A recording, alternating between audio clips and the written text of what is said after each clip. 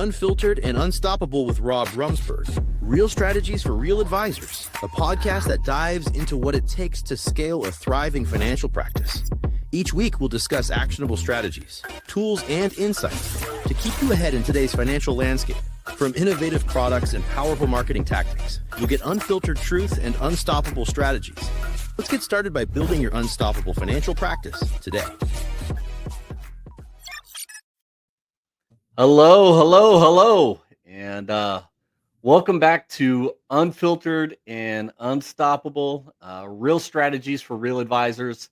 I am your host, Rob Romesburg, and today's episode is all about breaking down what's inside this one big, beautiful bill act, and more importantly, why it matters to you, and even more importantly than that, why it matters to your clients. I have on with me today Mr. David Johnson. He is the director of Case Central, the brain behind some of the most advanced case designs we've seen come through our portal. And so if you are at all wondering how to talk about some of the tax brackets, the Roth conversions, the charitable giving, and some of the new planning windows that have been introduced here with this new act, stay with us. David, thank you so much, man, for joining us today. Hey, no problem at all. Thank you. I'm excited to be here. Yeah, definitely an honor. If you don't mind, just give us about a 10-15 second commercial of who you are, and we'll get fired up right after that. Yeah. Thank you. Well, like Rob had said, I've been here with Gradient for going on 14 years. I'm the director of Case Central. We have more than 20 financial planners here on our staff to help you. And that's my focus. That's our focus is helping people like you go out there and hit the ground running and close more business. That's awesome, man. That's fantastic. And as we go through here, we're really going to highlight some of that expertise. Let's go ahead and dive in here. So, with this new act, the Big Beautiful Bill Act, man, that just rolls off the tongue, doesn't it? So we've seen a permanent extension of some of the tax cuts that were previously implemented. What would you say some of the significances of some of these being made permanent? Right. Well, the big one is tax brackets. Yeah. I think there was a lot of unknown, and in Case Central and just in general, you hear about it in the industry. It's been kind of the buzz for the past couple of years. It's hey, this is coming to an end. It's sunsetting here at the end of 2025, but it's nice now to have some more consistency. Our advisors, our agents will know what's coming their way now. There's more certainty with that. And I think some good things happened here with, making those tax brackets more permanent. Yeah, I agree 100%. So in that regard, so how should our advisors and the advisors out there in the industry be thinking about this Roth conversion concept now that we know that rates aren't going to jump in 2026? Right. Well, Rob, I think it's more of the same. I mean, it's been a huge talking point for us in Case Central for quite some time. We're still looking at those different sweet spots within the tax brackets for lower income people. Perhaps it's the 12% bracket. Hey, let's try and max out that bracket. For higher income people, 24% bracket is still kind of where it's at, because after 24, it goes up to 32%. So higher income people that are considering conversions, that might be the right bracket to max out. Now, one last thing I'll say about that part is a lot of people didn't know that when these current tax, if they were going to sunset, that along with not only the tax rate going up, 12 would go to 15 and, 24 goes to 28, but also in certain situations that the tax brackets may have, as far as the dollar amount range, may have shrunk down so that in certain places, so potentially somebody would have gotten a jump up not only in what the bracket rate now is, but you're in a different bracket altogether. So I think it's good. It's good what happened here. So let me ask you kind of an odd question. You only hear about the wonderful things about Roth conversions. Is there ever a situation when a Roth might not make sense? Well, sure. I mean, and we see, a lot of cases, as you would expect here in Case Central. And at first, and I get a question, hey, should this person convert? Well, sometimes it's, okay, are they cool with paying taxes? Because some people don't want to rush that. Some people, it makes them sick to their stomach realizing taxes before they have to. And so it's a personal preference to an extent. I mean, that the numbers might make sense in certain cases, but some people can't stomach the tax. Okay. But all of that aside, I mean, every situation is different. And we need to take a deeper dive into that situation. I always tell our advisors or our agents, you want to talk Roth conversions with me? Give me their most recent tax return, because what do I get on a tax return? So I get specifics. Now, if someone's talking to you about what their income is, and they might say, hey, yeah, I make 150, or that's our income. Okay, well, that might be your gross income, but what's your taxable income? Because as far as we're concerned, we want to know what the taxable income is, because that's what actually goes into the brackets, and we do planning based on taxable income, not total or gross income. Okay, yeah, that's all great stuff. So we've touched here on income taxes and conversions. Let's shift gears a little bit here, and let's talk about deductions, real estate tax relief, things along those lines. So we're going to talk a little bit about this SALT cap, right? And high income households. So let's talk specifically. Let's start here in regards to the $40,000 SALT deduction cap. What's the real opportunity here? Well, this was one of the big ones. Now, way back in 2017, or at the end of 2017, when the Tax Cuts and Jobs Act rolled out, that was one of the big caps that came into place. And so now that this is really going to impact, higher income states, higher state taxes, higher real estate tax areas. I mean, California or New York or New Jersey. I mean, places like that might see the biggest impact, but it also impacts, hey, you're selling a business and you're paying some state tax. And so there is opportunity here to really maximize your deductions, as opposed to being stuck at the 10K. Some of those states, you're going to see just larger Schedule A's on tax returns. Yeah. So really, if I'm in some of those higher specific states, like you already mentioned, California, New York, New Jersey, states along those lines. And if, by the way, if you're listening right now as an advisor and you're not sure for whatever reason, we've got all of that laid out for you. We can provide you that information. So if I'm in some of those states, I'm one of the ones that would benefit the most from this. So I would want to make sure that as an advisor, I'm yelling and screaming from the rooftops of how I can help. Is that what you're saying? Absolutely. Yeah. And we haven't really talked a lot about this yet, but I mean, wow, guys, what an opportunity to reach out to your clients, to set yourself, ahead of the competition by being proactive and just having a conversation with your clients about this, for sure. Right. And what would you say? Okay, so I'm yelling and screaming from the rooftop. What's the real opportunity? Like what's the real benefit for the client?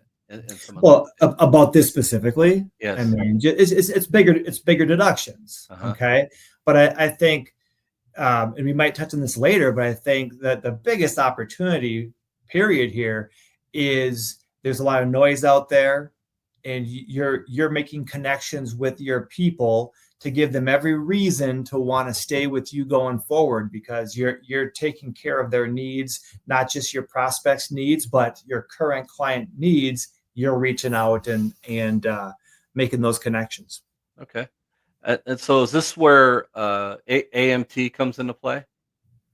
mean, it can. I mean, for those that don't know what AMT Yeah, thank you. is Thank you for that. yeah. I mean, with the alternative minimum tax, you basically there's two different tax calculations running side by side for certain higher net worth type, not higher net worth, higher income type people, Mhm. and it really it's there for those people that they want to make sure that some higher income people pay a certain floor of taxes. And with the Tax Cuts and Jobs Act, that came out back in 2017, fewer people fell under AMT. That's supposed to increase some. I don't know. I don't really see that for the average person, even not for the average person. I'm not convinced this will be a huge talking point. AMT specifically, it's not the flashy thing, but more people might experience, more individuals, businesses might experience the AMT, the alternative minimum tax, but it's not earth shattering necessarily. Okay. Thank you. So salt is a big one for the high income earners. Mhm. Um, there's all, Yep. High also tax something, states. yeah, high tax states specifically. Thank you. There's also some waves out there and maybe a little misinformation, believe it or not, in regards to retirees. Mhm. Taking a look at the senior deduction and how that relates to retirement income planning. So let's just talk a little bit. How much impact or how impactful is this for the average retiree in your humble opinion in regards to the $6,000 senior deduction? The bonus deduction. Hmm. Well, I mean, how about this? Let me kind of set the stage a little Yeah. bit when it comes to these deductions. And whenever I hear about these new tax things that come out, that's one of the first things I think of is, okay, well, so how are the deductions changing?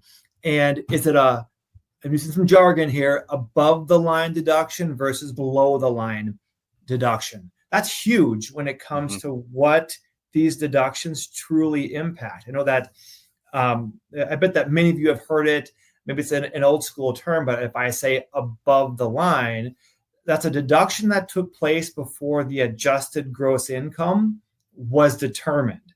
And that the primary above the line deductions are going to be on your Schedule 1 adjustments, like an IRA contribution deduction, maybe an HSA contribution deduction. And then you have below the line deductions, which think Schedule A for that. Below the line deduction is after AGI, which is such an important thing for our agents, our advisors to be aware of as they're talking tax with the prospect, because so much is based on AGI, right? And Right. so these Schedule A and the QBI deduction for business owners, for pass-through entities, those are going to be your below the line. So after AGI is determined. And so the first thing I think of, and I'm being long-winded here, but the first thing that went through my mind, we heard chatter about Social Security and the taxation of that being impacted here. And when it's all said and done, there's no direct impact on the taxation of Social Security, but there's some great, and I'll maybe touch further on that later, but these deductions that we're talking about, you go online, you Google something, and you see different things. Okay, well, is it an above the line or a below the line deduction? And that I kind of go to Ed Slott or Michael Kitces for the final word, and they're both securely in the camp that all these different deductions, like the $6,000 bonus deduction, Rob, that you mentioned for seniors, so 65 plus, that is supposedly slated as a below the line deduction, not going to impact AGI, so it does not impact Social Security taxation directly. But all that said, these deductions do decrease the end result, taxable income.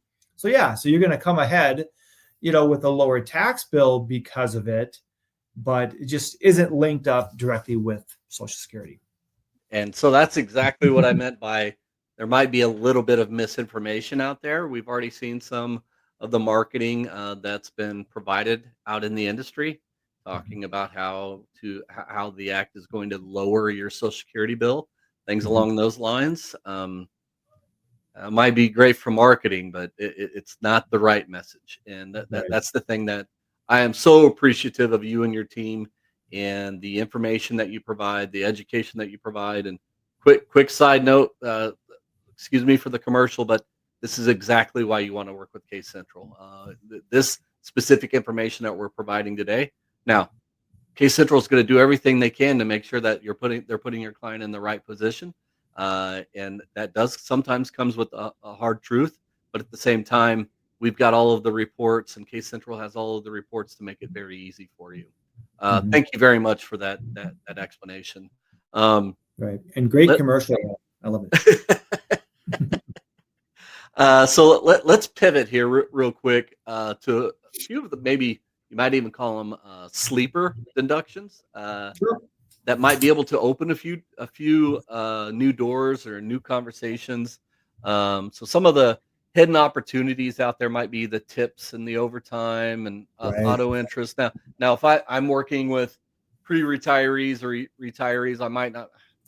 Why would I be interested in tips and things like that? Keep in mind, we're also talking about multi-generational planning with a lot of this, and making sure we're working with the beneficiaries and things like that. So it's very important that we know these things as Mhm. well. Right. So these particular deductions really feel like they're built for maybe the working class.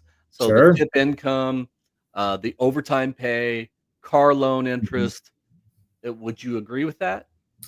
Yeah, and those are the kind of the deductions that they might not impact, a wide range of people or a lot of people numerically, but those that it does impact, it could be substantial for Yeah, them. exactly. And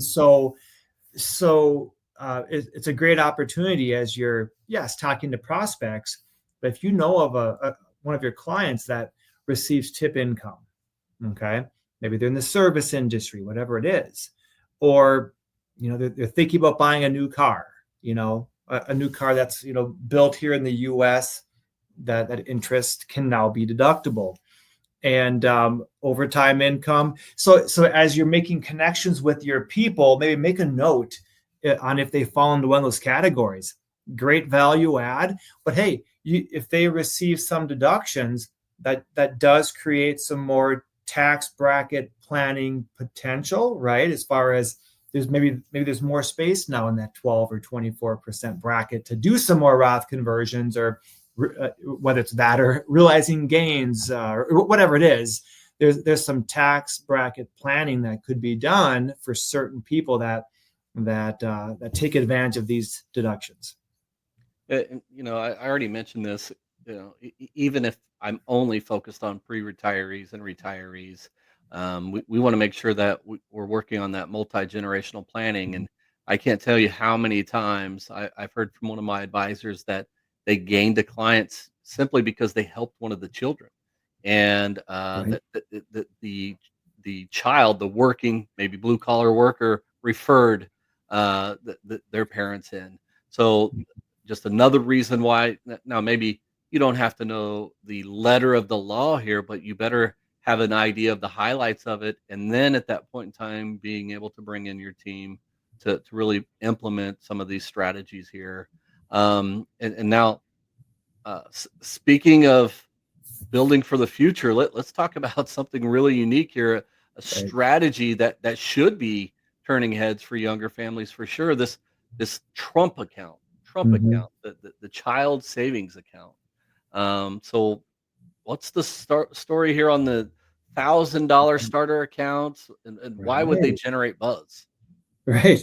Well, hey, we're in America. We love the word free, right? I mean, so people or kids that are born in 25 through 2028, they're going to get some seed money, so that the government is going to put $1,000 into a Trump account.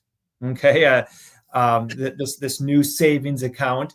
That's what they're calling it. That this new Yeah, child savings account is a Trump account, but $1,000 is seed money, you know, and so hey, free money. So right. those that were born, prior, they can still open this account all the way up until you're age 18, but you don't get the seed money. It's only if you're Right. born. So you may see a few more kids being born the next few years to take advantage of this $1,000, right?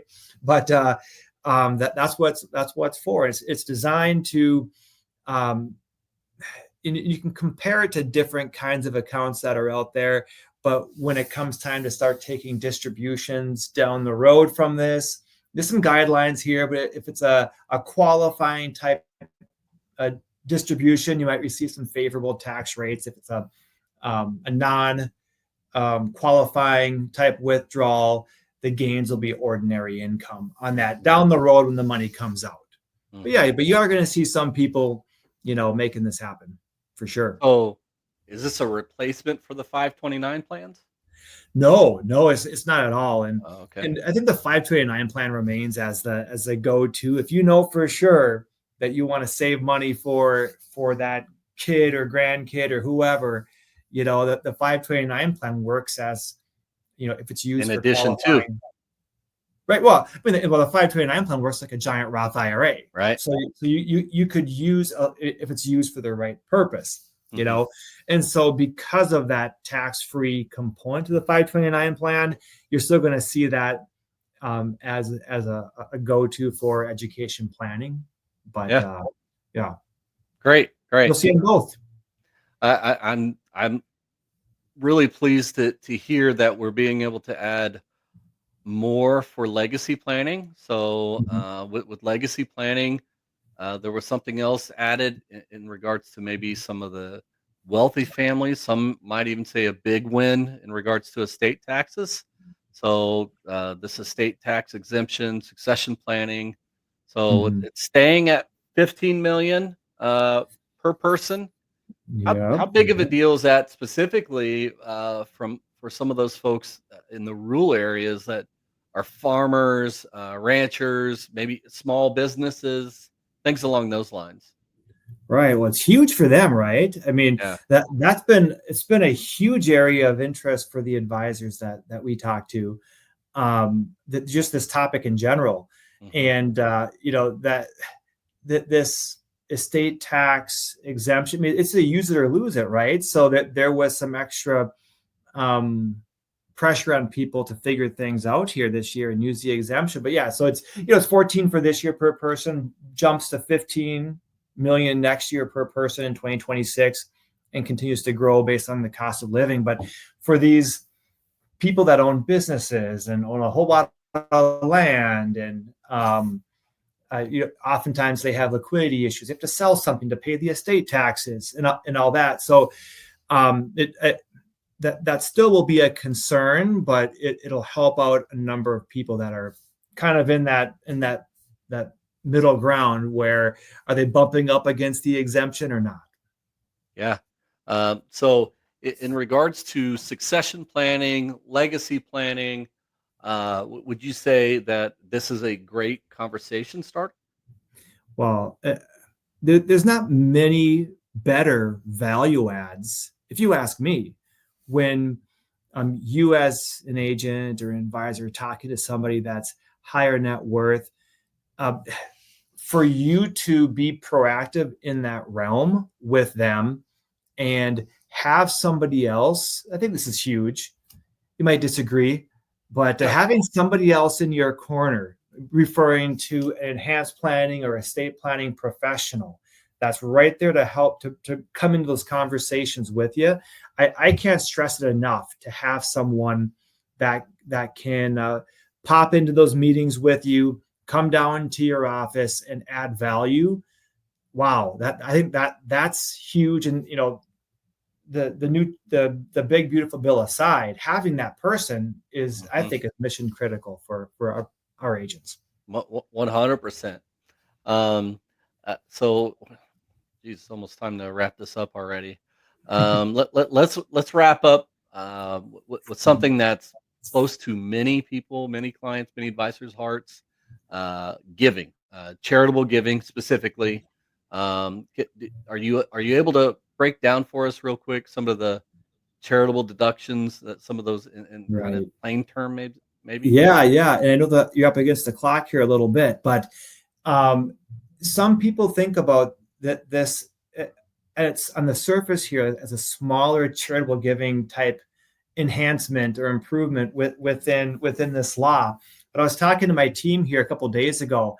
I actually love what they did with this. So where do we currently take or receive deductions for charitable giving, whether it's a donor advised funds, you give to your church or whatever it is. I mean, it's a Schedule A, right? Right. You that's where you have that deduction.